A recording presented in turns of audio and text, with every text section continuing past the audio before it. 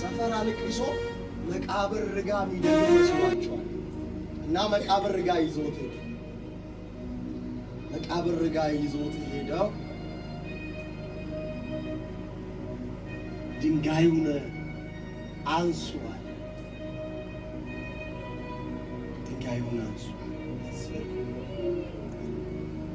ቀድማ የመጣች ማርታ አይደለች? አዴ ዳድ የማይደረግ ያልተለመደ ደጉል ሊታረገን ከሞት 4 ቀን ሆኖታል። ይሸታል እንዳይከፈት ቢታምኝ አላት። የእግዚአብሔርን ክብር እንድታይ አልነገርኩሽምን? ታያለሽ አላልኩሽምን? ግድንችንማ ካልክ ምንም ማለት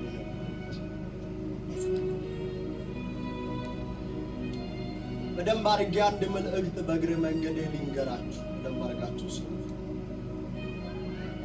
እጃችሁ ላይ ያለ ነገር አልቆ ጸልያችሁ ጠርታችሁ ሰማይ ጸጥ ብሎ ካፒታላችሁ ወደ ቁልቁል እየወረደ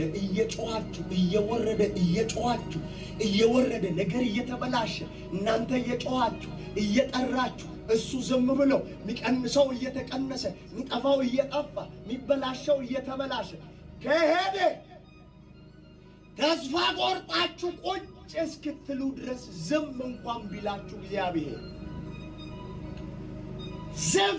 አንዳንድ ጊዜ ሰማይ የጨከነብን እስኪመስለን ድረስ ጸጥ ይላል፣ ይዘገያል።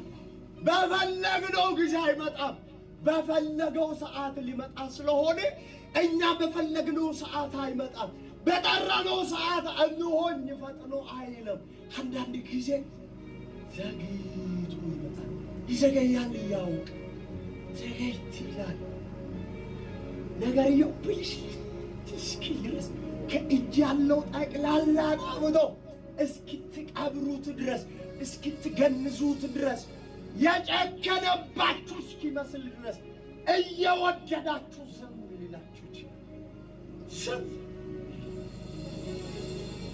አንዳንድ ኬዞች አሉ በሰው ሕይወት ላይ እነሱ ጮሆ እነሱ ጸልዮ እነሱ አጸልዮ እጅ አስጭኖ በዛይት አጸልዮ ምንም ቢሉ ሰማይ ማይመልስ ይከይዛል፣ ዝም ይላል። አንዳንድ ጊዜ ለሰው ልጅ እግዚአብሔር ዝም ይላል፣ ጸጥ ይላል።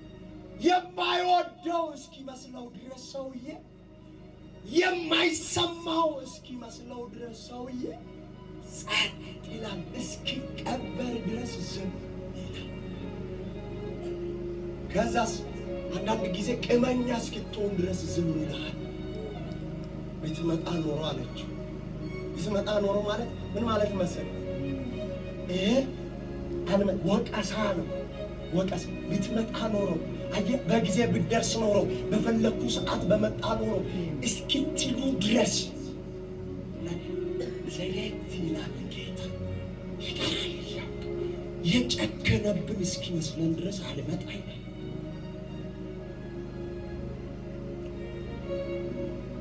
ለምናችሁ ነው ፈልጋችሁ አጣችሁት? እሱ ለምናችሁ ነው ጠርታችሁ አልሰማችሁ አይነት ዝምታ ይበዛባችሁ? ዛሬ ለእንደዚህ አይነት ሕይወት ውስጥ ላሉ እኔ መልእክት አለ። እስቲ አሜን። መልእክት አለኝ። ሰማይ የተዘጋብኝ የሚመስልብኝ፣ እግዚአብሔር የማይሰማብኝ የሚመስልብኝ፣ እግዚአብሔር አንድም ቀን ልመናዬን ተቀብሎ ሰምቶ አንድም ቀን አላደረገልኝም የምትል፣ በጠራው ሰዓት አልመጣልኝም የምትል፣ እርግጠኛ ነኝ ያንተ ጊዜ ሲያልቅ ራሱ ጊዜ ላይ ራሱ ይመጣል። በራሴ ጊዜ ላይ ላይገኝ ይችል ይሆናል። እግዚአብሔር ደግሞ በራሱ ጊዜ ወደ ሕይወት ይመጣል፣ ወደ ነገር ይመጣል።